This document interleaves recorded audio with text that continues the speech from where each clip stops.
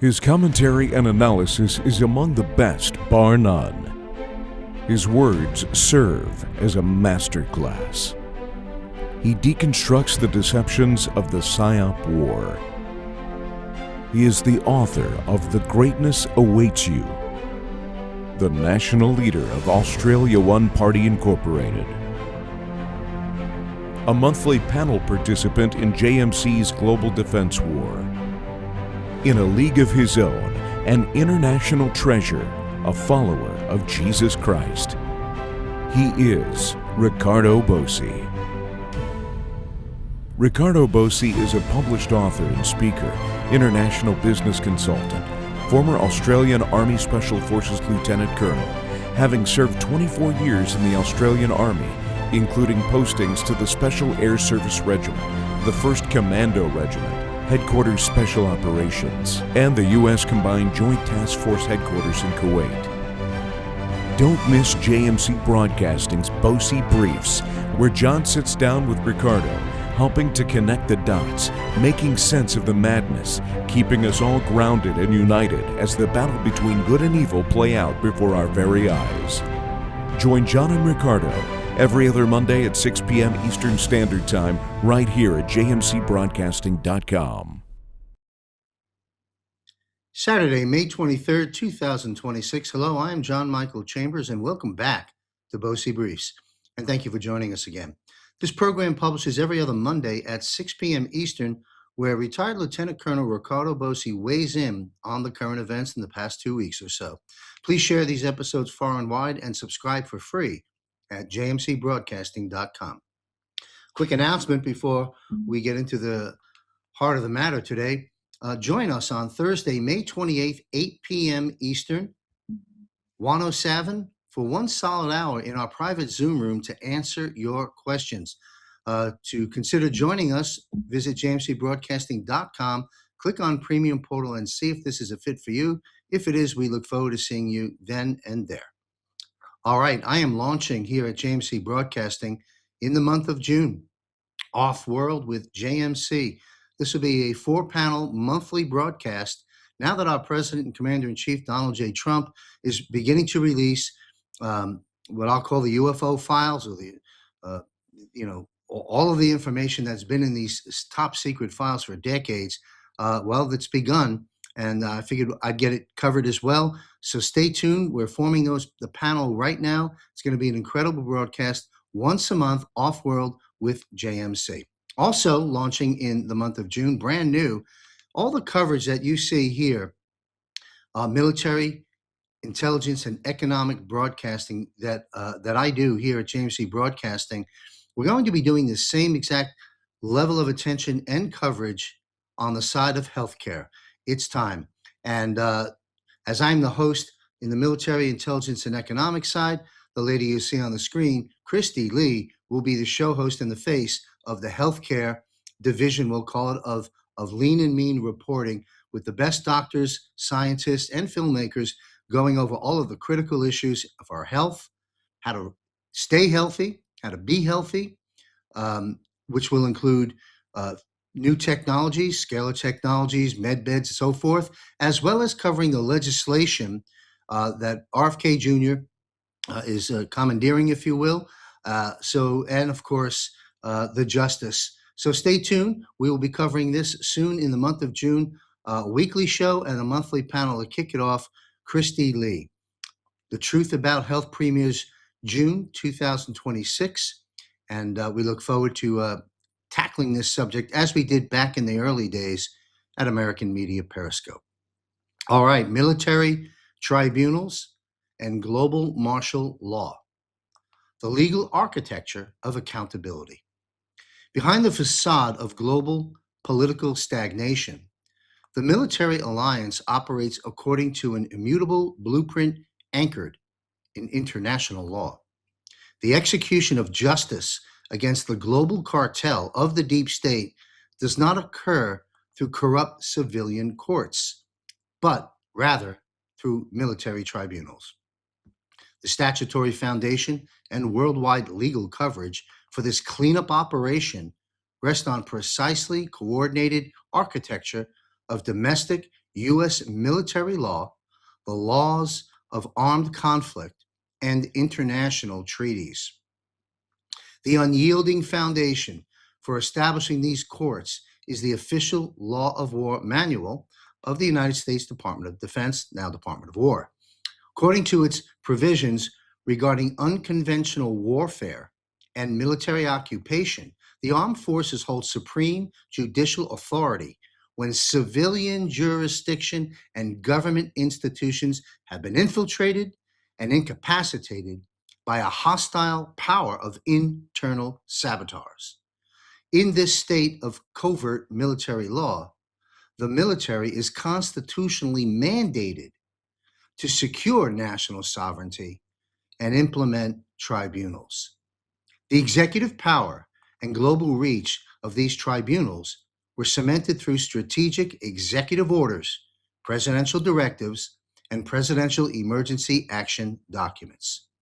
Directives such as Executive Order 13818, Sanctions Against Severe Human Rights Abuse and Corruption, and Executive Order 13848, Measures for Foreign Interference in U.S. Elections, equip the U.S. military with sweeping powers. These orders not only allow for the global freezing of assets, but also legitimize taking action against international actors, pardon me, operating as allies of the deep state. They form the international legal bridge that legally secures the worldwide operations of the alliance.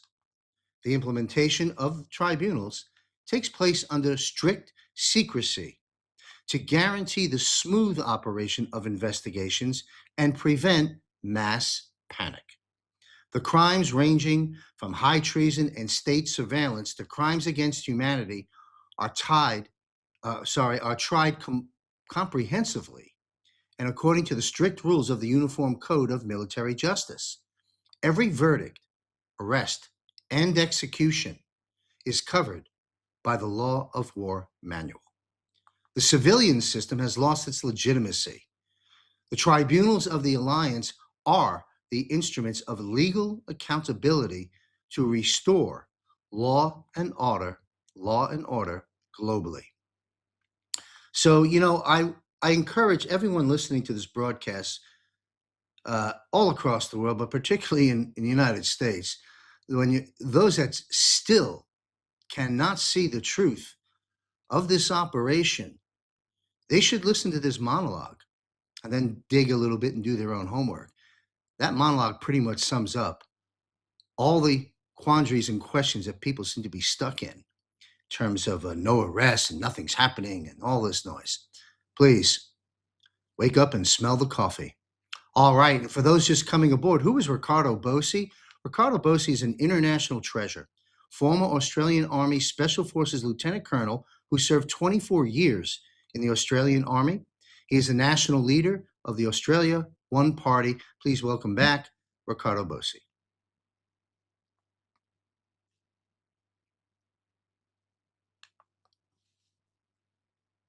You're muted, sir. No sound. But you look good. Sorry about that. Yeah, good morning, good morning, John. Thank you for your kind invitation. Absolutely outstanding to be here as usual.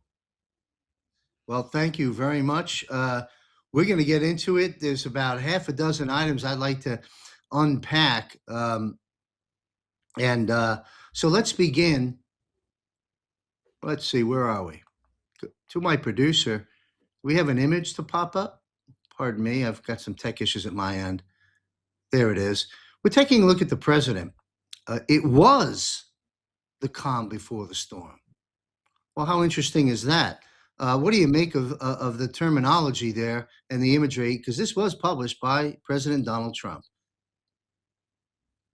Yeah, this is a very good com, and it should bring a little peace to the frustratingly slow, apparently slow, but very hardworking people at the back. We're in it now. We have been for some time. We know that. We've been in the storm for the longest time. It's been concealed directly from the adversary, which means it's been concealed from a great proportion of the planet. But those of us who can sort of read between the lines know that we've been in this state of war for some time. It's been executed, as you said at the beginning, John, quite importantly, under a well established set of rules and laws. He's a law and order president. And what he means by that is everything that he has done under his administration, all three of them, has been based in law. And that's important because you cannot afford to have the biggest gun wins as the single metric by which governance is determined. And so everything has taken time. We've explained that before. It's all taken time. It's all been under a set of laws. And now we've come to that stage where the truth is going to be revealed more directly. We're in the storm. The storm hasn't been waiting. It's here. Retribution has been affected, and now it's coming to light. So the people will begin to see exactly what's been happening in the background for many, many, many years. Yes, well, thank you, sir. What I'd like to do, I'd like to have you weigh in. I'm going to run a short clip of an interview I do on a different program I host called Eyes on Gitmo. It's a short clip surrounding the recent trip of President Trump to China. I believe, in my opinion, obviously back I think in the early '70s when Richard Nixon and Henry Kissinger took us over to Chairman Mao to make friends with communist China and to do trade with them, while at the same time taking us off the gold standard, I might add. That trip was monumental and changed the course of history, arguably not for the better. But I believe this trip, and certainly the fake news apparatus did not cover it from this perspective. I think this trip was equally, if not greater, in terms of shifting the tides between us, China, and world events. Let's listen to retired Brigadier General Blaine Holt comment on that, and then I'd love to have you weigh in, sir. Run the clip. We'll begin with retired Brigadier General Blaine Holt. Sir, what did you take away from this trip to China, and what various ways will this have an impact on our agenda right now in restoring our constitutional republic? I think it was a hugely important meeting. What are your insights to this? Yeah, I will agree with you, but I'll tell you that I've really evolved, as Matt knows, since I stepped away from just watching the retail version of the trip, listening to a lot of the reports, listening to the criticisms, listening to, oh, here comes Xi Jinping threatening us with the Thucydides trap because China's rising and we're not, and on and on. But then I did some digging.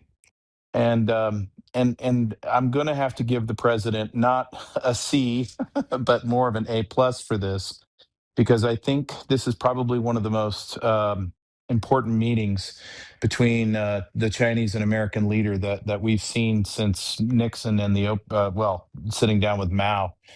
And the reason I say that is because every single time you see President Trump backslap Xi Jinping and effusively praise him, what essentially the president is really doing is involving himself in internal Chinese politics. All is not well in China, the CCP, and the Chinese system.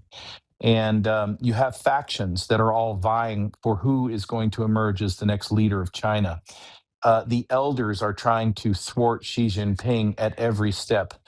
In response to that, Xi Jinping has wiped out most of his general officers for treason, and the point of that is he's not even left right now with a warfighting general. He's got a political commissar in Zhang and not much else. And so, where am I going with this? Where I'm going with this is the president is sticking the needle right where it needs to tame the part of China that is beholden to the financialists at the City of London, and that would be Wen Jiabao, that would be Hu Jintao, and they have been for years. And so that does not make Xi Jinping a prince. It just makes for a very unlikely set of bedfellows as we ask China to get on the sidelines over Iran. We quietly in the back start to tell them that the espionage is going to stop here soon and you're leaving the Western Hemisphere. And yeah, we'll keep putting salve on the Taiwan thing, but we're on the right track with China for certain. And we'll see where it goes from here. I wouldn't pay attention to much on the economic deals. China's broke, can't afford those deals. 200 jets. They can't afford 50. And how do I know that? Well, the Politburo just put out 2 weeks ago a whole set of new economic regulations, which is going to essentially steal what's left of whatever wealth is left with the Chinese people, destroy private business, run up the credit card even further, and shield more CCP members from corruption.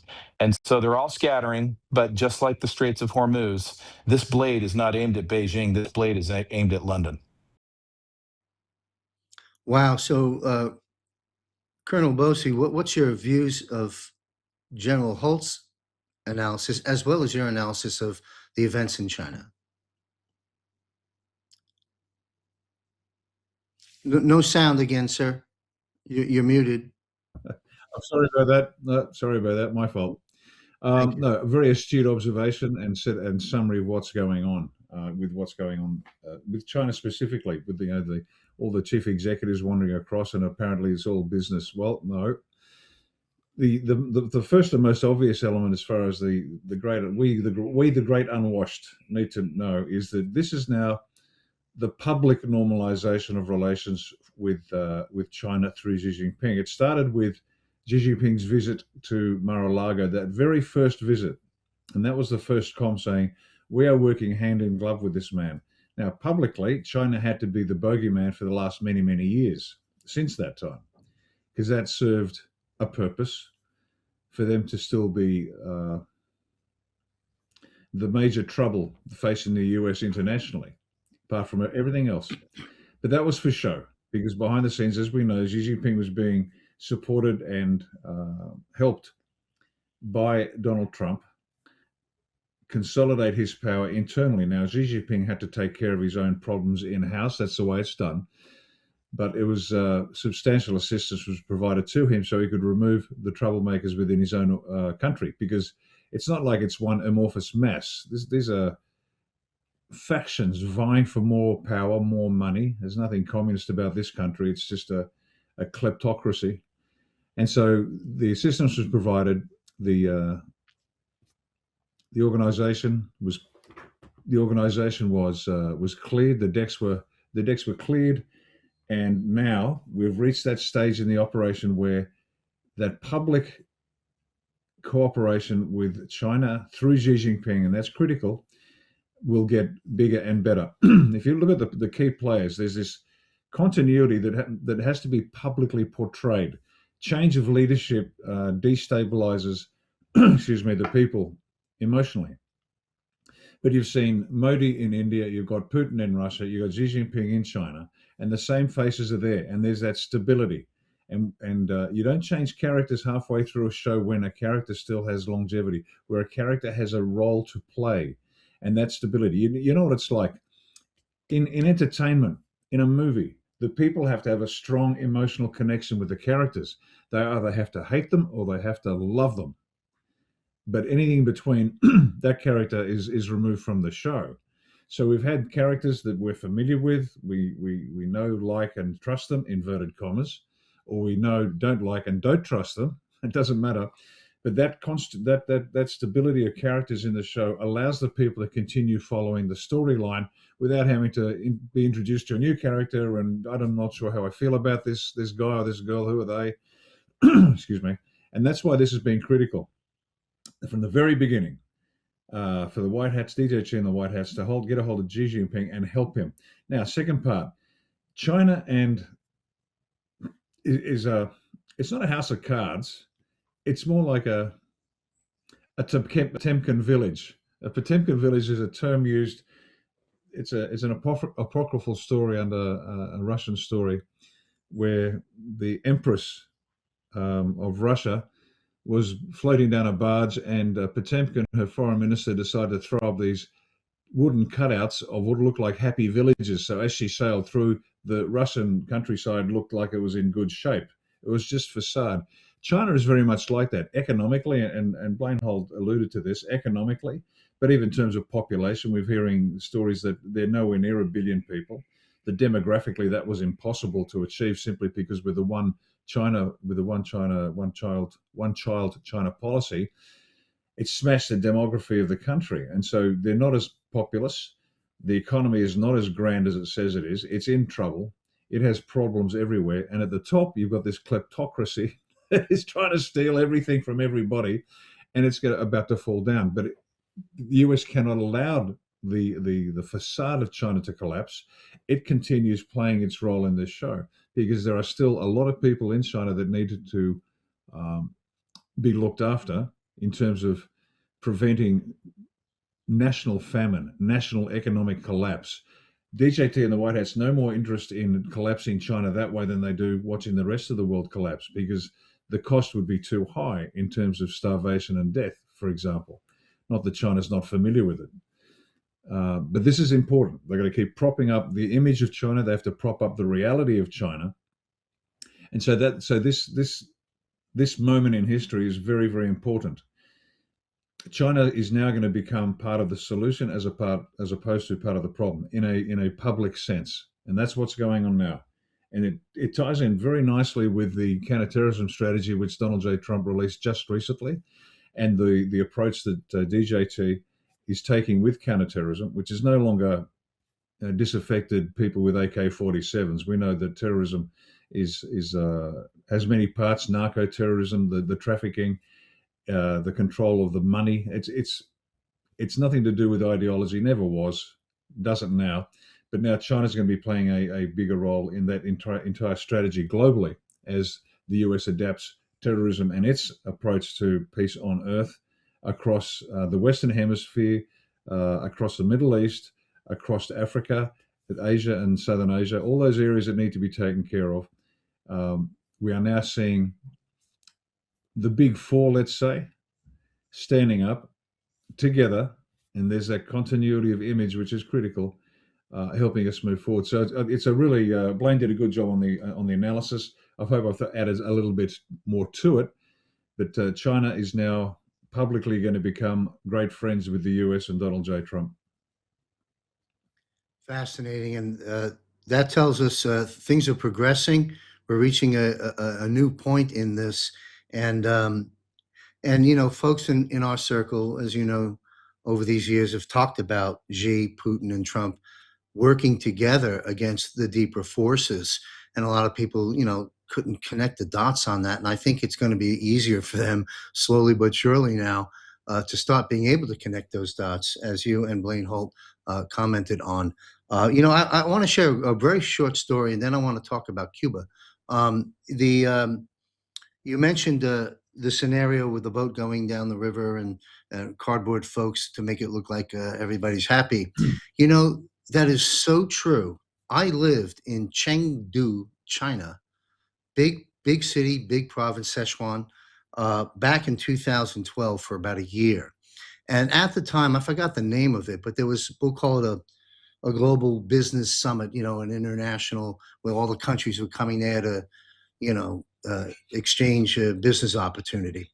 And I remember I had a Chinese wife at the time, and I remember, not like a Eric Swalwell situation, by the way, folks, but I remember I said to my wife, I said, "What's happening?" Because we're going down the highway in a big city that we lived in, and almost overnight, in preparation for these, dozens of countries to come and look at trade with China or whatever it was, all the crusty, old, defaced, crumbling buildings, apartments that lined the highway, all of a sudden they built a whole thing to put on in front of it to make it look like they were new and clean and modern and luxurious. And it was just a construction site.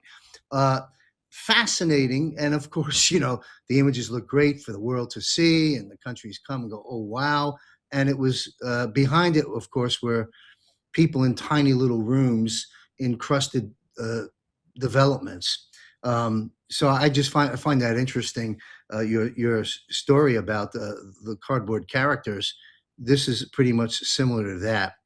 Pardon me. I would like to talk about Cuba. Obviously, we have now the indictment of Fidel Castro's brother, Raul Castro, has been indicted for. I don't have the notes in front of me. One of the things, of course, where I think we're shooting down rescue missions, either at land or sea, that were taking place to help people, and other things. What's your weigh-in on Cuba? We've discussed Cuba on our Global Defense War panel and on Bosi Briefs in the past, and here it is now front and center, Cuba in the spotlight. What's happening? Yeah, I think you'll also know that U.S. naval vessels are surrounding Cuba, and it's. I hope I'm right on this one, but I think they're about to do a Venezuela on Cuba. So they're going to go in. There's been a lot of talk from the U.S. representatives in, say, Florida, who represent a lot of Cubans, a lot of support for Cuba in the United States for obvious reasons, and they're very excited about what's about to occur. And I think that's as simply as I can put it. They're about to do a Venezuela in Cuba. They won't remove. It's not regime change. Raul will take a long walk off a short pier, as we say in Australia. But it won't be regime change. It might be leadership change. But that new leader, just like the deputy president of Venezuela, who she took over when Maduro went, the deputy leader of Cuba will take over. Apparently, it'll be along those lines, and the country will continue running quite smoothly. Again, as we've discussed previously, changing the entire regime is just hard work. Just change the man or woman at the top, make sure the orders keep going through the established channels, the country continues functioning, disaster, economic collapse is avoided, the people get on with their life, and things just start getting better. And the truth will come out in time. But, excuse me, but right now, the important thing is just continuity of living, just getting on with life and making sure the people and the systems survive this next few months and years. Thank you. I sat down with Dr. Jerome Corsi in Conversations of Consequence earlier in the week. I think it just published today. And why I'm invoking that at this time is you just reminded me of, what's happening in Cuba. JFK, Corsi spoke quite a bit about what went on during the JFK assassination period. But, we often say JFK is the starter and DJT is the finisher. And we see that very prevalent here in what's happening right now as you and I speak in the island country of Cuba. And it's just fascinating to see a long-term plan finally take root. And I'm sure our Cuban friends in America, and certainly in Cuba, because they're suffering for since 1959 or something. It's a great time. And I'm going to abruptly switch gears and talk about the new currency, because it's coming to a theater near you.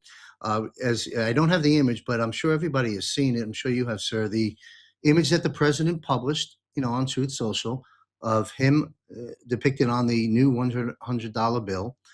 We have the March 26th press release from the Treasury Department itself stating we'll have this new currency.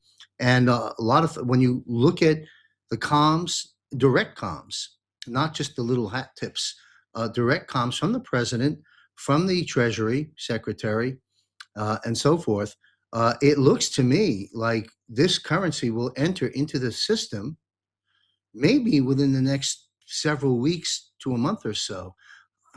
I find that fascinating. I didn't expect this to occur this early in the game.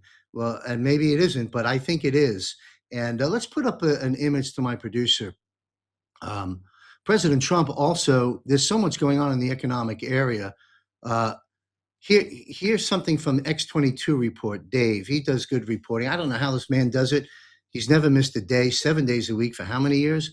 Hats off to Dave. He says Trump will eventually make the legal case that the national debt was created through fraud, and fraud vitiates everything. Combined with the Amendment 14, Section 4, the debt will shrink to nearly nothing. Trump then pays it off, brings us fully into the new system. That's why I started with the currency. And the central bank loses all leverage over the American people permanently. We're going to jump into some other aspects of the economy. But before we do, sir, how would you like to weigh in on the new currency and the comments here from X22 report?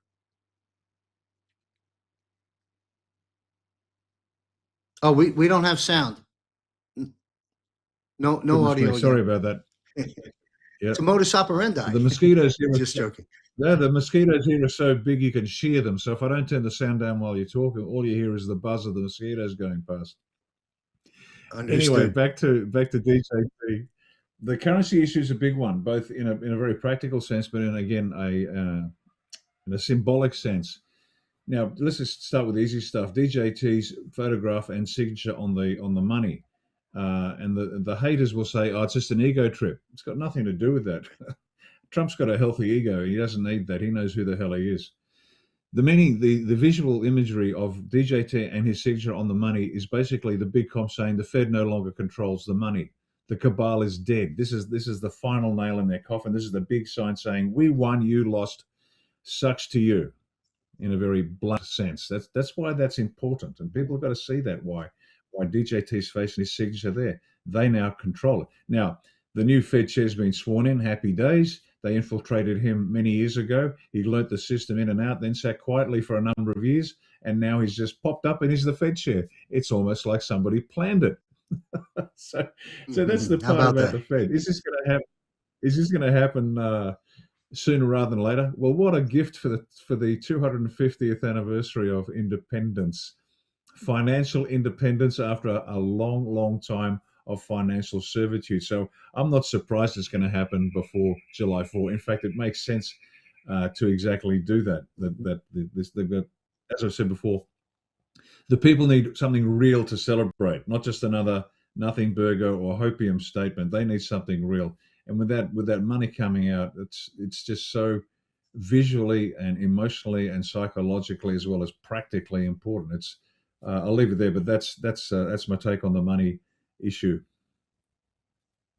Well, thank you. Yeah, it is symbolic, and it is a pistol whip to the Federal Reserve after 113 years. We're watching an extinction event of that global, what turned out to be a global banking, uh, fraud, and it's coming to an end as well as its cousin, the IRS. They brought in all this that we've been called crazy about, as we've been discussing for a year or two. The evidence is now being shown to us and being ramped up. And there's more of a runway on all this, but it's such good news. I can't believe I'm actually witnessing all these things. And this is when the president kept saying ad nauseum during the run-ups to the elections, we're gonna keep winning. You're gonna be so tired of winning, and we're gonna make America great. Everyone said, "All right, enough already." Well, now we know what he was talking about, and it's really fantastic to see all of this and to be alive to witness it, because I never thought in a million years this would happen during my lifetime. It's just incredible. Let's put up the next image to my producer, and that'll trigger some discussion with Rick and I. I don't know if you're too familiar with this or not, Ricardo, but I'm looking at Australia, the institutional tokenized bond infrastructure emerging in Australia. I guess with this screenshot, which shows all the various different cryptos and structures and banks and so forth, I think this is basically saying that this is now being set up infrastructure-wise in the country of Australia. Do you know anything about this? And any comments about this taking place now? Yeah, the crypto Australia's got an interesting role in the future coming up, much bigger than we might deserve, because we're sort of like the Appalachian cousins on the arse end of the planet. We appreciate that. We don't have tickets on ourselves, as we say. We're a little bit modest about who we are and our role in the future. However, geographically, and for other geopolitical strategic reasons, we are an important patch of dirt on the planet. And so a very close, how can I say this? A very close relationship between the United States and Australia is critical by every metric: military, economic, informational, diplomatic, you name it. We have to be very close to each other. It just makes sense. Now, DJT can talk about the Western Hemisphere, and that makes sense from the Monroe Doctrine. You've got to tidy up your own back garden, and that includes South America as well. keep everybody else out and make sure that your neck of the woods is in great shape. Now, by making sure that Australia's in the same condition, a number of things have to happen. A major role has to be played within Australia by international as well as national elements, whether it's the financial, as you say, with the crypto, we're a key player there. As evidence of that, in fact, if you want, and let me just get the list here so I don't leave any out. There's a quiet move of high-tech companies establishing themselves in Australia. Now, you ask yourself why. Amazon Web Services, Microsoft, Google, Apple, Meta, IBM, Oracle, Palantir, NVIDIA, Intel, Samsung Research, Atlassian. We're going to be the second, get this, the second highest concentration of high-tech giants on the planet. Wow. Now, why is little old Australia going to be so important? Because we are. Not because we've literally earned it, but this is part of the larger strategy for a post-cabal globe. And so not only are we going to be playing a role in crypto and making sure that the systems are in place, the infrastructure's there, but also IT generally.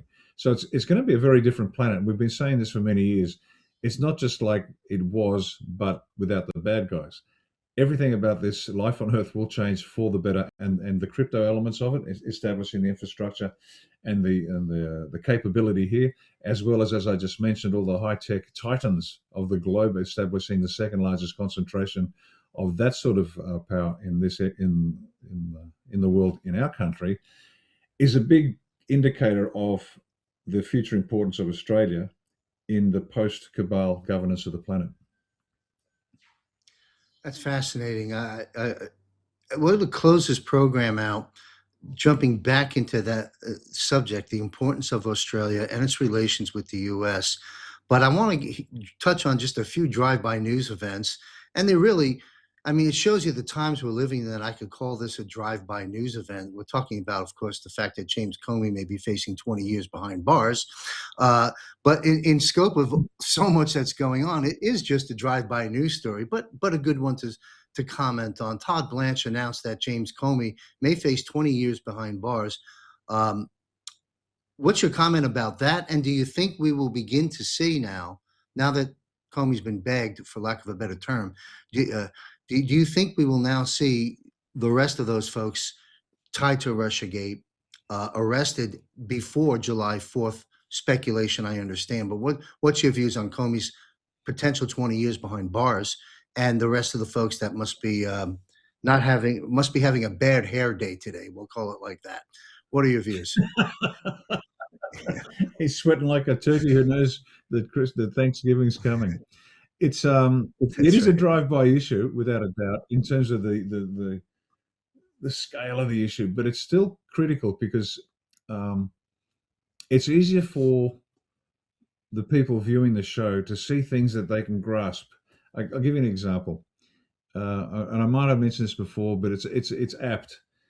Many years ago, we started one of the many startup companies I established. I wrote a business plan, 8,000 words, 5 years of cash flow forecast, 13 annexes explaining the formulas and everything else. It was a brilliant business plan, very, very slick. And I gave it to the other 4 partners in this startup, and I said, "Please read and tell me what you think." And I stuck on the front of it just a nice little picture of a chef with a hot pie as a little image, just to put one on the front. Mm-hmm. That was basically the comment I got back. I don't like the picture of the chef. They didn't read the plan. They couldn't understand the plan. It's not a criticism, because it's a complex business, understanding every moving part to an enterprise like that.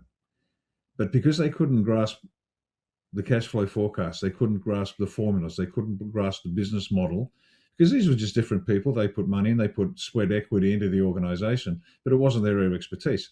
Similar with your drive-by stories. That's why they're still important. Is James Comey important? Yes, he's important. He's a player. Is he going to be punished? Yes, he has been, but you get the message. He's going to be punished. Is it important that people see this? Absolutely, because speaking about the fine subtleties of crypto, it's just beyond many, many people, me included. Don't get me wrong. I don't even pretend to understand everything about crypto. The big picture issues, yes, I get it. but the finer detail. And so the drive-by issues like Comey are important to the people. That's what they're going to be celebrating, say, for example, on the 4th of July, simply because they're not going to take down, I wouldn't see them taking down everybody in the Russiagate. But in terms of this issue needs to be addressed, and this one, and this, let's pick the major issues and let's get wins across those major issues. So deep down, the people in the United States, across the various demographic and psychographic groups they represent, there's something in it for everybody. The people that like the big picture, they'll be satisfied. The people that like the little picture, they'll be satisfied. The people that want the goss on who did what to whom and when, they'll be satisfied. But you won't be getting all the Russiagate people arrested. Just enough, this is the way I'd play it, if I was sitting around the table, just enough for everybody to walk away from that particular episode and say, wow, that was a great show. We can all watch the same show, we get something out of it. And I'll give you an example on that too. The Simpsons was an extraordinary animated show for many, many, many years. And then it was on TV, it's for free. And then they made the Simpsons movie, which is just, when you think about it, why would you make a movie? Because it costs money and it's more difficult and whatever. But they did it, and it was a great movie. And I took the family to the Simpsons movie. And we're sitting in the cinema with everybody else. And it struck me, because we all thought The Simpsons was a great show. But as a combined audience, the laughter was never universal. When Homer did something, the rows would be guffawing. The people in the back are going, I don't see why that's funny. Something else would occur to Marge, and the back rows would now be giggling and tittering, and the front's deadly quietly. And so what it demonstrated very quickly to me was, we all love The Simpsons, but for very, very different reasons. Similarly with what we're seeing now, we love what's happening. We know what's going to happen. We want to see it, but what we want to see is very, very different. And so in terms of what DJT, the White Hats, and have been projecting out to the population of the globe, and you've got to understand, this is global. They have had to meet the needs and desires of so many different psychographic and demographic groups internationally. So everybody gets something out of it. So if you're sitting there wondering, well, why did they put that in? I don't understand why DJT said that, or that doesn't make sense. It's silly. That's because it wasn't meant for you. It was meant for somebody else that wants to know that. So leading up to now, what's going to happen with Comey? Again, the typical Bosi long answer to a short question. My apologies. What's happening with Comey is that's important, because there are people that want to see Comey go down because they know that he's a bad man, and they need to see that happen. And do they care about crypto? Yeah, but that's for somebody else to worry about. I want Comey to go down, and I want it to happen before July 4th or whatever. So there'll be enough. If you pick the sort of the top tier of issues that need to be addressed, my guess is there'll be enough in each of those tiers that will be addressed before July 4. Which ones I can't say, but enough. So everybody then has something genuine to celebrate on that wonderful day, and they'll remember it for the rest of their lives. They really will. It's going to be fantastic. Wow, what a great analysis, and thanks for the movie theater Simpsons part of your dialogue, because it really brings it home to the events, the drive-by events that people glean something out of the same thing from a different perspective, one little element in it. And I think that's a really astute point for all of us, myself included, to think through that, the mechanics of that, as events occur. And it'll broaden all of our horizons. I think it's pretty good. I'd like to put up to our producer the next image. I think it's a Truth Social image. Okay, President Trump, as for my promise to you, the Department of War has released the first tranche of UFO UAP files to the public for their review and study. In an effort for complete and maximum transparency, what a concept, huh? It was my honor to direct my administration to identify and provide government files related to alien and extraterrestrial life, unidentified aerial phenomenon, and unidentified flying objects. Whereas previous administrations, boom, have failed to be transparent on this subject. With these new documents and videos, the people can decide for themselves what the hell is going on. Have fun and enjoy. President Donald J. Trump. And I encourage everyone to go to war.gov/UFO at the conclusion of this show. This is extraordinary. And again, I'll refer back to the conversation of consequence I had with Dr. Jerome Corsi. He had a lot to say about this as well, and the formation of Space Force, which to some extent began during JFK and certainly now fully, well, not fully, but revealed, released, and being utilized in many capacities. But I find this extraordinary that we're visiting this subject now.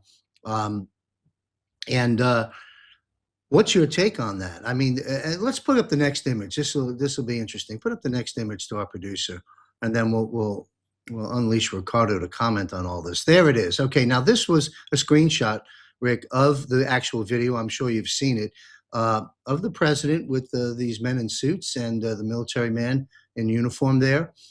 You can see what looks like a military base behind the president, and they were walking. And here's this sort of some fashion or the chained, uh, off-planet entity. Call him, her, it, what you choose. President Trump posts an image of himself walking a chained gray alien at what looks like a military base on his Truth Social account. Now, that previous post I just read and this, what's happening here? I love it. Okay, big picture, biggest of big pictures. You might recall that Wernher von Braun's secretary, and Wernher von Braun was the Nazi scientist that created the V1, V2 rockets that were hitting London during World War II. And he was part of Operation Paperclip, like many other Nazis that were allowed into the US and then used to advance US-based cabal operations. Not US operations, US-based cabal.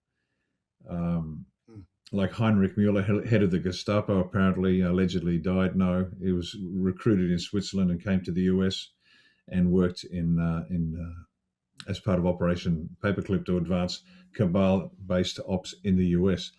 And so Wernher von Braun told his secretary, the last thing that we'll do will be, the last thing that will happen will be a fake alien invasion, and they're going to be that'll be the last move of the cabal.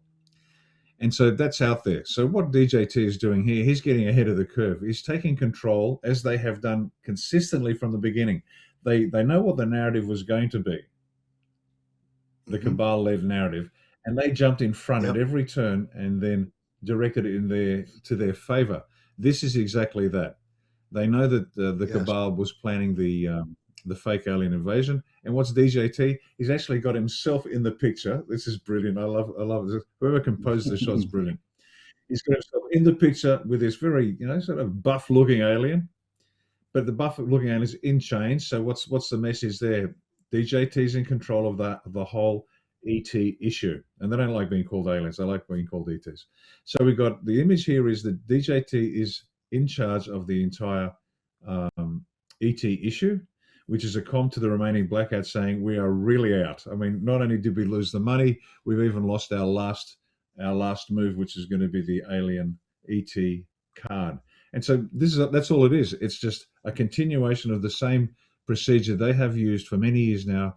Know what the adversary is going to do, get a hold of it, jump in front of it, lead it in the direction they want, and make sure that they can minimize any downside that was intended by black hats. And this is the same. And we're going to find out there are extraterrestrials. We are going to find out that they've been on this piece of rock for a long, long time, much longer than we can imagine.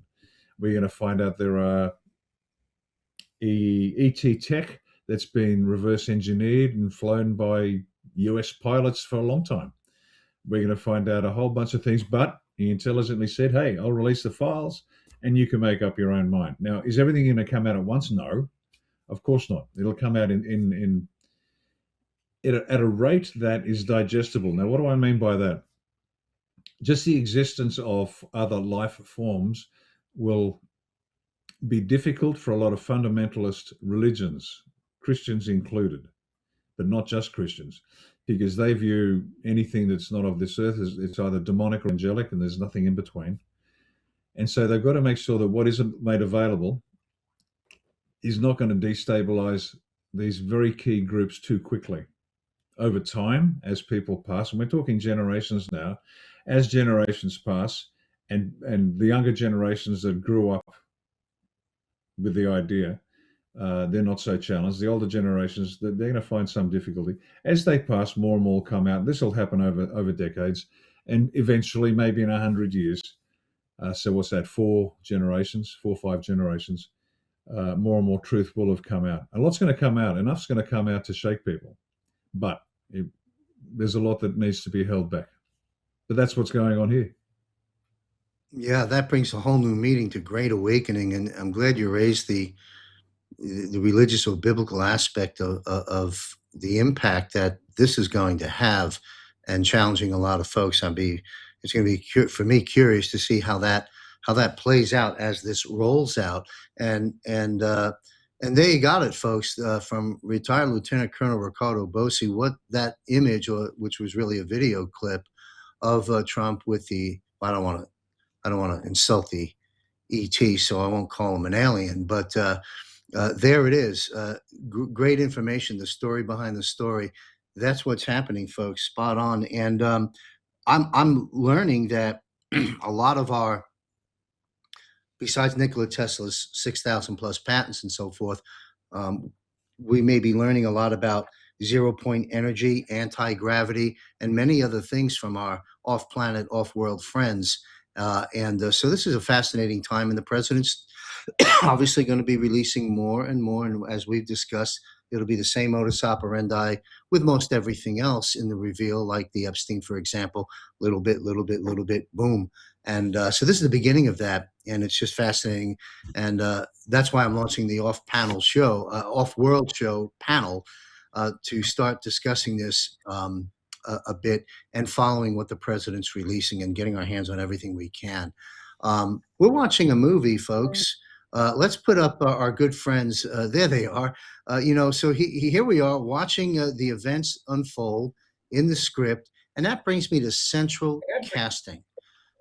Central Casting is an American casting company that specializes in the casting of extras, body doubles, and stand-ins. It was founded in Los Angeles in 1925, with additional offices opening in New York City, New Orleans, and Atlanta in the 21st century.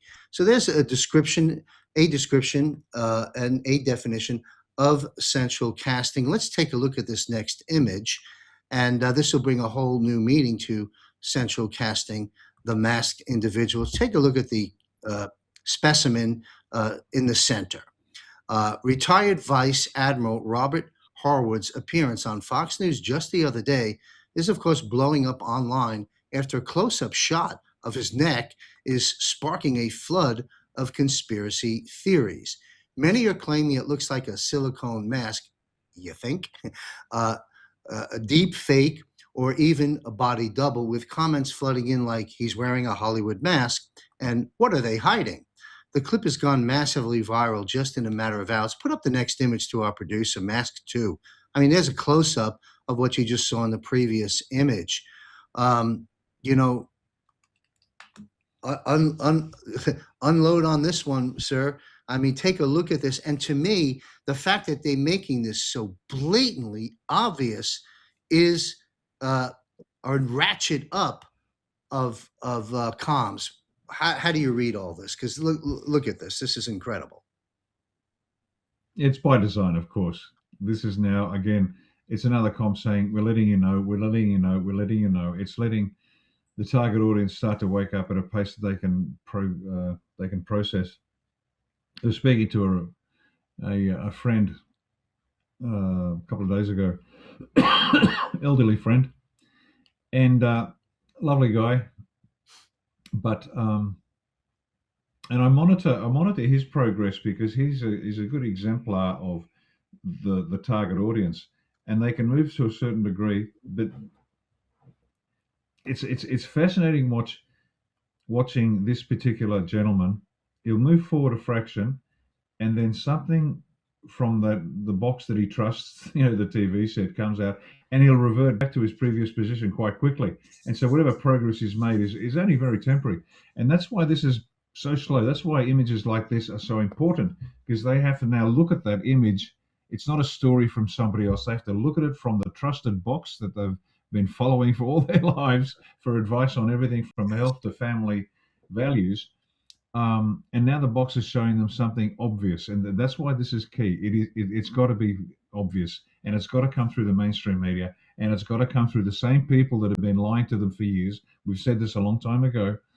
the pipelines have to be unchanged. They are trusted, so don't tear down the pipelines. And that's what this is. It's just getting those people to now be stuck with that images in their head. They go to sleep at night thinking, what was that? I don't understand. It's not just you or me or even trusted friends speaking to them. They are now being faced with it, and that's why it's so obvious. It's by design. Time to wake up, smell the coffee, guys. You bet. And I'll tell you what, a lot of the folks that uh, wouldn't look at didn't look at the trusted box. I like that term. On Biden, where a lot of us clearly knew that was, a series of masked individuals. Now they've ramped it up with that disclosure. They may be going back and saying, maybe Biden was a masked set of characters. I want to ask you this. It's come up as I was listening to your analysis of that. The fact that this was shown on Fox News, as mainstream as it gets, what does that tell us in terms of who's in control to an extent of mainstream media? White hats have been for some time. Mhm. The was it the great grey lady, New York Times? Even they have now swung around and are writing different articles. Same headmast, Mhm. same writers, different story. And it's just that, again, very compelling evidence that the White House is running the media now, and it will continue to do so for some time. The message is coming through, and this, once again, for those who are waiting, why is it taking so long? It's been in play for some time. You can even the most ardent nothing's happening types must have to now agree that things have happened for some time. They are happening, but as I said, the audience all like different things, and there's a big audience to be satisfied. And I've just seen this is great. And this is couple this with the piece of information that the actor that played Biden is now turned state evidence, inverted commas, and is testifying about every auto pen signature and every time he pretended to be the president. And the story goes, if you want to believe it, he was first, hired just to stand there as a basically as a living prop. But then the jobs got bigger and bigger and bigger, and more ridiculous and more ridiculous. But again, driven white hat driving, black hat driving the stooge, and so it's coming out. And again, people, the old water cooler story on Monday morning. It won't necessarily be about the football game or the baseball game. It'll be, did you see the mask? And once it reaches that level, that's when the awakening of the target audience will be really well entrenched. Excellent. Well, I'm real happy that we've reached this point in the slow boat to freedom. But patience and precision, that's what it's all about. And that's why oftentimes you see Ricardo and I chuckling about the events that we report on every other week on Bosi Briefs, because we are watching a movie. We are watching a script. And now everyone's going to start to see that. Welcome aboard. Welcome to your life. Welcome to reality.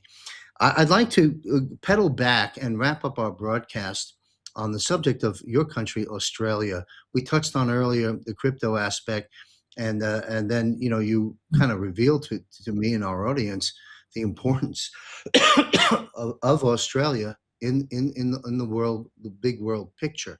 So my question is, will Australia at some and to our Australian friends, I know we have a lot of folks, thanks to Ricardo, in Australia following our broadcasting here. We're going to spend some time on your country right now. Will Australia at some point in this realignment of governments and nations get assistance in liberating its people from the yoke of corruption and suppression, as you state, the Masonic filth it is currently governed by from the U.S.? Will there be some level of, is there a level of assistance taking place presently? Will this escalate? And as we have been doing, let's say with Cuba and other nations, with the Venezuelan of Cuba, are we doing a similar operation with Australia, or will we be? Do you see any direct U.S. intervention, and will it become more publicly known? Can you unpack that? I don't know if I'm barking up the wrong tree, but I have a feeling I'm not. No, you're right. You're barking up exactly the right tree, and the cat's in the tree squealing. Here's the story. In answer to your question, are they involved? Yes. Will they be involved? Yes.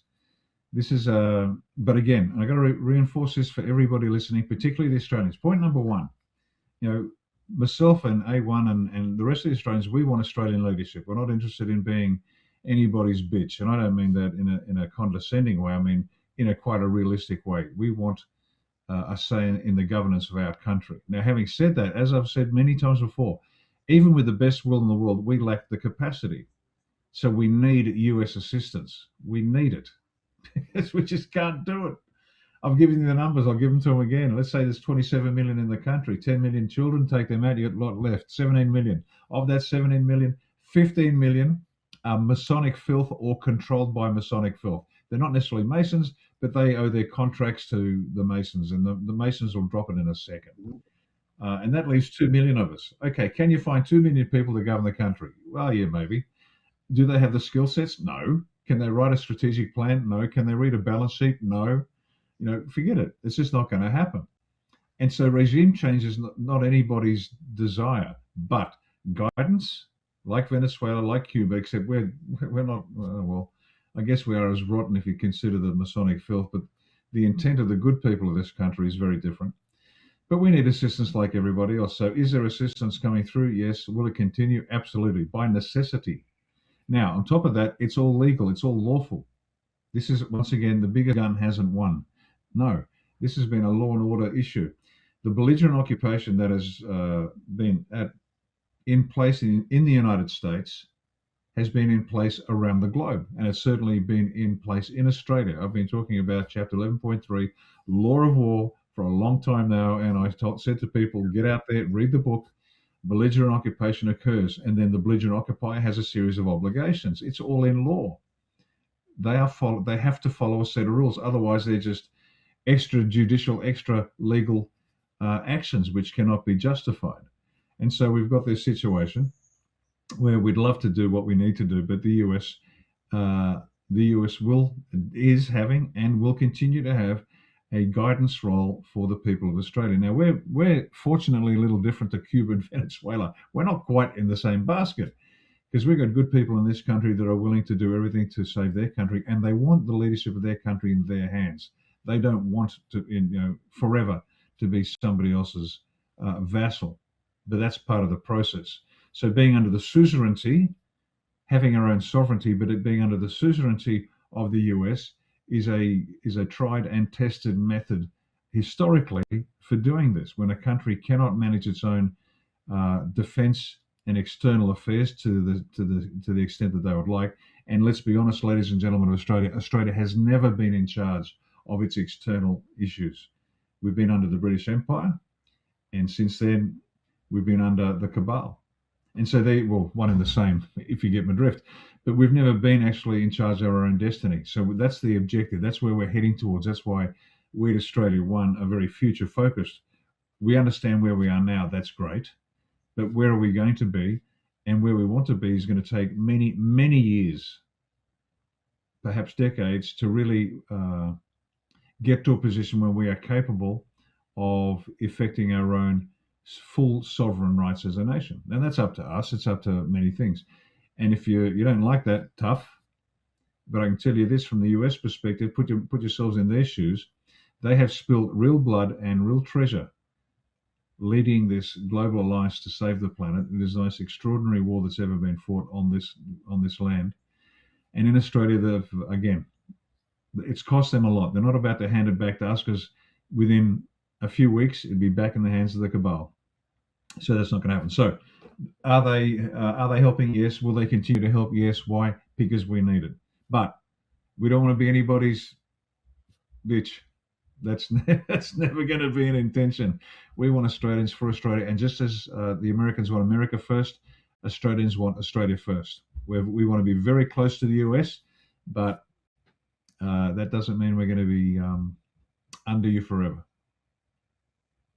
Understood. Thanks for that, breaking that down. And I look forward to, I'm sure everybody else does, particularly our Australian friends watching this start to play out, and hopefully more publicly as time goes by. Before we launch this broadcast under the banner of Australia One, A1, you presented a document. Let's put that up on the screen to my producer, and let's dovetail into this. What's happening here? Break this down for us.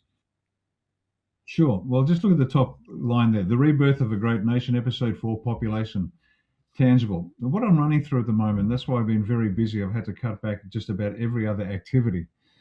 Because if you look at the top line, you've got elements of national power, you've got elements of national end state, elements driving the strategy, and the political and legal apparatus of the state. And what I've laid out here is the process by which we're preparing the people through an educative process to be capable of designing their own constitution. And previously, what the cabal has done, what they do is they just write a couple of options, present it to the people, and the people vote. Do you want Constitution A, B, or C? I don't know. I'll take B. Excellent choice, sir. And the poor punters out there have got no clue what's inside that document. Wouldn't have a clue.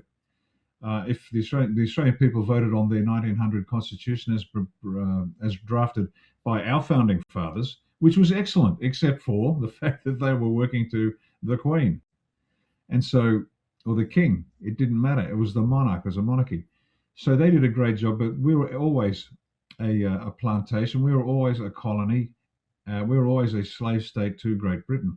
So what we're doing is different. We want, and we've got time to do it, we want the people to go through the process to understand the complexity and the moving parts of a constitution at varying degrees. So when the question comes, these are the key elements of the constitution, they know why it's in there. Now let me take you through the top. In black, you've got the elements of national power, the strategy, and then the apparatus. Now, what are the elements of national power? If you Google that, you'll probably get 5 letters, DIMET. The elements of national power, those the levers that the politicians pull to advance the state. There's a lot of horse feathers, basically. But you'll get diplomacy, information, military, economy, and technology, and that's all they think about. And when I started looking at this, I thought, it's tactics for tiny tots, and it's designed to keep people stupid. So I broke down the elements of national power into 19 subsets, and that's too many, and I know that, but you need that level of granularity to examine every one of those elements in isolation, so we understand exactly what's required. And that's what I'm doing. Every week I produce a 1-hour program describing one element of national power, and through the prism of our end state, which is a moral, sovereign, self-reliant Christian Western constitutional republic, which is economically powerful, militarily intimidating, politically free, culturally vibrant, and socially cohesive. So take each of those ones. For example, the first is geography, and we want to create this end state in red, which you can see. So what do we do? What have we got in terms of geography? What's the best way to use that to achieve all those elements to the end state? And so each of those 19 elements of national power goes through that filter. But then it's got to be driven by the elements driving our strategy. Now, we have a strategy for Australia's future. Identity first, great power. Now, what do I mean by that? So everything, I'll break that down, then I'll talk it through again. So identity first. We are a Christian Western Anglophone country. That will remain unchanged. A Christian Western Anglophone country with all of the inherited philosophy and culture that comes with it. And we intend to remain a Christian Western Anglophone country. That doesn't mean that people from other belief systems or languages can't come. Of course they can, but that's the last of all possible options for populating this country. Because at the moment we have hundreds of thousands of Indians coming into Australia. And how can I say this politely? They're not sending the best and brightest. This is a cabal plan as migration replacement of the people. And they've chosen India and China particularly because the average Indian, the average Chinese, and you're going to be insulted, but I don't much care. You're already very compliant people. You will do what you're told. Australians aren't. We're too difficult. We're rough around the edges. We have opinions. So they want to get rid of the Australian Christian Western Anglophone middle class and replace it with something more malleable. So we are identity first. The second pillar of our future strategy is great power. Now, we are placed, and these concepts are foreign to Australians because Australians don't look much beyond their borders. They travel to the island of Bali and think they've gone overseas. We're very insular. We're very limited in our global view, and that's by design. The cabal wants us fat, dumb, and happy, and they've largely succeeded. But we want for this country, the future, to be a great power. And what do we mean by that? We want to be an Indo-Pacific hegemony. We want to be the power in the Indo-Pacific region. That's a big call, but you've heard me say before, from a military perspective at least, we want 4 carrier battle groups, 2 in the Indian Ocean, 2 in the Pacific Ocean. We're going to have a core of 100,000 fighters in the military, 1 armored division, 1 marine division, 1 parachute division, with all the ancillary support that comes with it. So when the US says there's a fight, grab your gun, let's go, we can actually turn up with more than just 15 diggers and a flag, which politically is important, but in terms of capability, I've said it before, we're a typographical error on the order of battle. When I was in the Combined Joint Task Force in Kuwait, and we had an SAS squadron, great. Now, don't get me wrong, the lads were fantastic to the point where the commanding general, he removed one of the other US Special Forces teams because they weren't up to scratch. And he said, if you know what I want, if you want to know what I want, have a look at the Australians. That's what I want you to be. So it was a great compliment to that squadron. But as I explained to the commanding general when I finished my time there, they had more land-based firepower in their broken vehicle car park at the back of Camp Doha in Kuwait than Australia could muster on a good day. We're an embarrassment, as I said, a typographical error.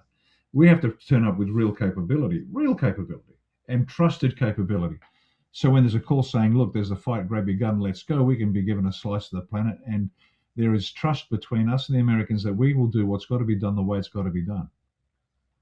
And so this great power strategy. The second part of the great power strategy is that we have global leverage to inform and shape normative orders. What does that mean? We have such influence that we can shape the behavior of the region.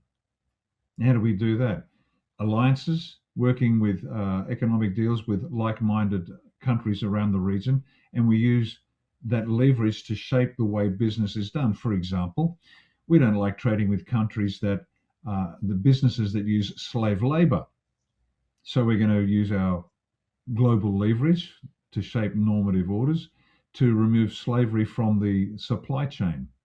Things like that. Now, I'm going to focus on this just for a second, and forgive me for waxing lyrical. These are so antithetical to the average Australian because we're used to our past. What were we? We were a colony of ne'er-do-wells, a colony of Brits that stole a loaf of bread because their family was starving. We've never really looked beyond our own shores because the country's big enough. We've had to contend with floods and fire and bush and a terrible terrain. So we've learnt to endure, but we haven't learnt to step forward, so to speak. We can take the hits, but stepping forward into the region has never been in our historical experience. Well, that has to change. We have to become that now. We've got Antarctica to our south. We've got the Indian Ocean and the Pacific Ocean. And we're sitting right here in a perfectly placed patch of land to make sure that this corner of the world behaves itself. The last point, that as we're looking at these elements of national power in the black there, they have to go through what we call constraints and restraints. Now, in military planning, you get the commander sets his intention, that the planning is done, but then he'll impose on the planners, here are my constraints and restraints. And what does that mean? Constraints are things you must do. Okay, come up with your best plan, but you must include these specific objectives, like maintain the energy producing infrastructure of Kuwait when you go through, because the country's got to keep running. So that's a constraint. You must maintain the integrity of the infrastructure. So what that means is you can't bomb it. You've got to leave it in one piece. And that was intelligently applied by the squadron commander of an SAS squadron there, and they were coming up to I think it was a petrol refinery, and the Iraqis were in there and they couldn't get them out. And this particular SAS Army major, was a former F-18 pilot. He transferred from the Royal Australian Air Force to the Army, went to the SAS, and he got on the blower and said, send a couple of fast jets through and do a couple of sonic booms for us. And because he knew what was going to happen. So the plane said, no problem. They zipped past the refinery. The sonic booms went off. It terrified the Iraqis, but they didn't leave. He said, same again. They came back a second time, 2 more sonic booms. The Iraqis now, well, let's put it this way, they were lucky they were wearing their brown corduroy trousers, and they ran away. And so he achieved the objective by the objective of the constraint, do not destroy the infrastructure, but he still achieved the objective. Now, where do the constraints and restraints come into this process? Well, this is where the grassroots get to say, well, what about us? Hang on, that's a great top-down solution, but forgive me, but I don't trust top-down solutions. I want to have my say. Now, the American experience is identical. This is where the first 10 amendments to the Constitution came into play, included. Initially, they said, well, we want, and this was driven, what they wanted was driven by their personal experience in pursuing, as Thomas Paine said, in pursuing their own desires in a lawful way. They came to find out what was valuable to them. They wanted the ability to speak their mind, First Amendment. They wanted the ability to remove the government by force if necessary, the right to bear arms, Second Amendment, etc. And initially there was this tug of war between the Federalists and the people. And I think it was Madison was against the having any of these, this Bill of Rights or any of these amendments. But then he realized this is going to be necessary. So Madison became, one of the greatest Federalists, but he then joined sides with the people and said, yes, I agree. We should have these enumerated rights. This is the shortcut to what is the guts of the Constitution, rather than just a top-down, we can deduce it from the start point. He said, no, I agree. Let's have the First Amendment. Let's have the Second Amendment. Let's put them in there. This is where the people get to say, this is what we want. And so we've got this bottom-down, top-up approach to a constitution. Having gone through this entire process, and as I said, we're in episode 4, which is the third one. We've done geography. We've done natural resources. Population was cut last week, this week, but that was... we had some interference. We couldn't get that one up. That's in the can, so to speak, ready to go. And we go through each of these elements of national power, examine it in order to find out how we use that in order to achieve our end state, in order to then contribute to our identity first great power prism through which we see everything. It must contribute directly to identity first and the great power strategy.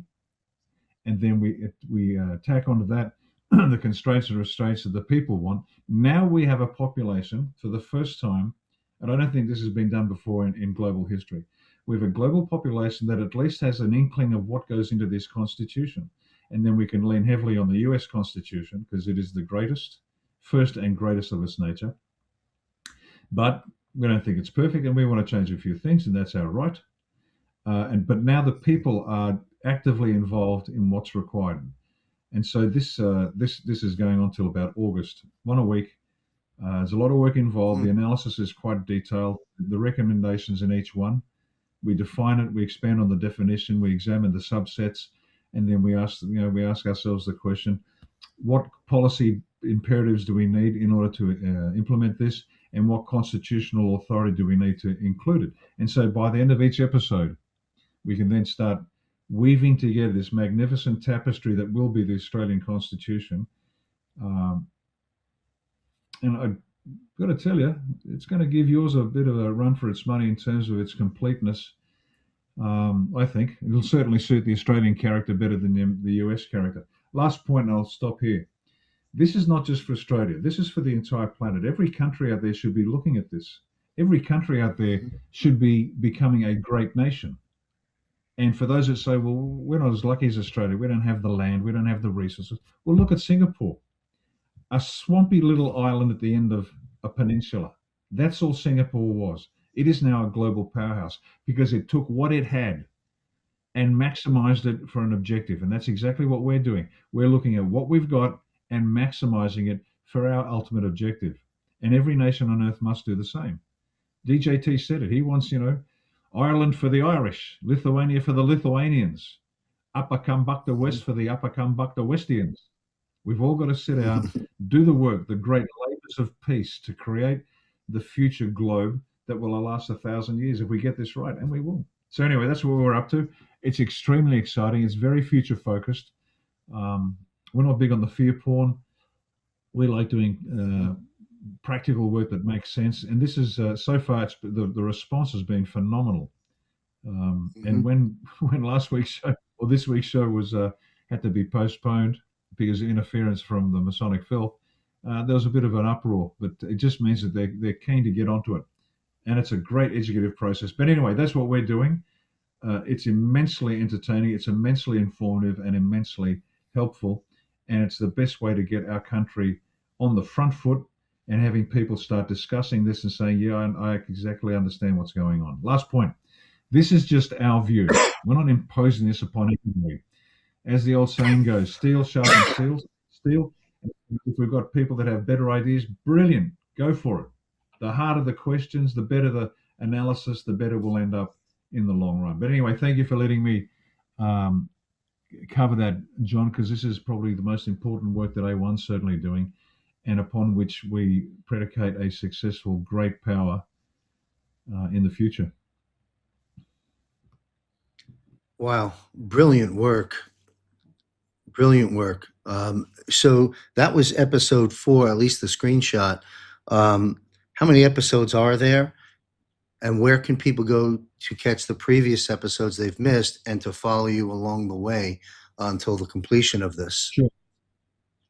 There's 20 in total. Episode 1 was Foundations, and then the next 19, 2 through to 20, are the analysis of each of the elements of national power. The 21st one, I should say there'd be 21, because that's going to wrap up the whole series in a 1-hour summary, just to tie it all up and let people then say, I've got it. Now we can watch it now. We will be putting it up on our website. It's not up yet. But if you want to go back, you can go to our Rumble channel, Australia One Party Rumble channel, and you'll find the episode 1, 2, and 3 ready to go. They're already up there. There are some technical difficulties. Again, we're copying all sorts of interference with sound. So the production quality is not superb, but the information is without parallel. Well, the fact that you've been a subject of another targeted attack tells us, of course, you're very much over the target, and they're shaking in their shorts. So keep on going, sir. And you should have the support of most of your nation, or at least those 2 million you've identified. Your work is brilliant, sir. You don't need to hear that from me. And what you just laid out there is just a snippet of the full breadth of that. And it'd be fascinating to come to learn about modeling a constitution from ours and making it better. Holy smoke. That's pretty amazing, or at least adaptable, for Australia to become its own. So hats off to you, sir.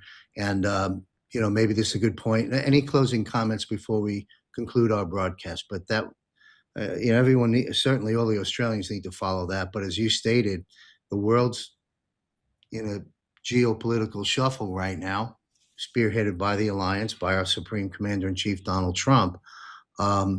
It's a time for all nations to take a look at what they're doing and to make their nations great again. And your model may very well inspire other nations to get that done as well. It's a big undertaking, and I think you're the man to do it. I've never seen anything like that in that level of detail broken down, and all we just got is a 15-minute snippet of one little piece of it. Pretty remarkable. Any closing comments, sir, before we conclude our broadcast? Yeah, 2 quick ones. Once again, I want to thank DJT and the White Hats for the extraordinary leadership they have provided in saving the planet. They really have. So it just goes without saying, our deepest gratitude to DJT and all the people behind the scenes. Second point, from the top of the pyramid to the bottom of the pyramid, to all the average people out there that think I can't do it, there's a wonderful biblical passage, and I can't remember the words exactly, but a job has to be done. And the Lord says, who shall I send? And one of them steps forward and says, send me. That's the sort of attitude that we need in every Australian, in every citizen of every country. Send me. Because It's your right, but you got to work for it. You got to earn it. So do the work, risk something, do the work, send yourself. That's it. Thanks, mate. Beautiful. I don't have it in front of me at this particular moment, the exact domain of your publisher, Wilkinson. Can you please share the exact domain so people can buy it, preferably from the publisher? Certainly, they can buy it from Amazon. But Well, what is the link? wilkinsonpublishing.com.au. wilkinsonpublishing.com.au. And Michael will be very happy to take your order. And it's in its fifth print, Perfect. Well, so it's obviously has some value. without question. Thank you very much. And for our viewers, a lot of new folks coming aboard JMC Broadcasting because of folks like yourself, Ricardo, and many of the other military and intelligence experts that comprise our broadcasting. We're getting a lot of views, new tranche of followers coming in, 10 to 14 million collective views a month now for our shows. Over 425,000 visits to jmcbroadcasting.com last month, and over 250,000 collective followers from the various platforms. And hats off to you and some of our other great panel guests for making that happen and delivering the truth to so many people. For those newly coming aboard, you can learn more about Ricardo Bosi by visiting jmcbroadcasting.com. Click on the upper left-hand portion, contributors. Right at the very top, you will see Ricardo's image, an extended biography, and a link to take you straight into following his work. And it's really for all of us, not just for our friends in Australia, as you can clearly see from the last 20 minutes of this segment. So thank you very much. Always great to be with you, sir. I'm honored that you give us the time that you do, as busy as you are. I really appreciate it very much. And we look forward to seeing you on our Global Defense War Military Panel, which I understand, I think we're recording next week. It will be published, of course, next week as well. We'll have you and the rest of the panel weigh in on events that we've commented on and new events that'll take place before then. So thank you, sir. Good to see you. Stay safe and give the Masonic filth a run for their money. I'll be right back, folks. Join JMC Broadcasting's monthly Global Defense War Military Panel. JMC hosts an esteemed panel of military experts, including Ricardo Bosi, Tom Lennox, Chuck Sellers, Michael Jaco, Derek Johnson, Brad Wozni,